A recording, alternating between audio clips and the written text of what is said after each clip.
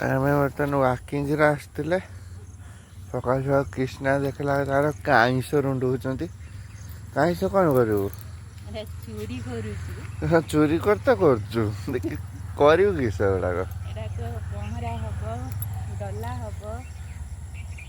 ପହଁରା ଡଲା ଶିଖିଛୁ ନା ତୁ? ହୁଁ। ସବୁ ମାଲୁମ ଆଉ ପହଁରା ଶିଖିଛୁ, ଡଲା ଶିଖିଛୁ, ଆଉ କିଛି ଶିଖିଛୁ?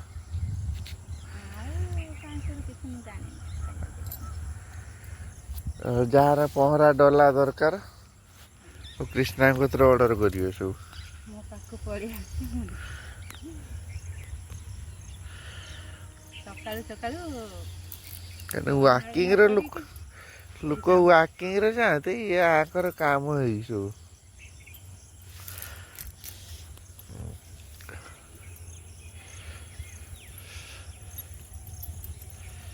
ଆସ ଆଉ ଆଗକୁ ନବା।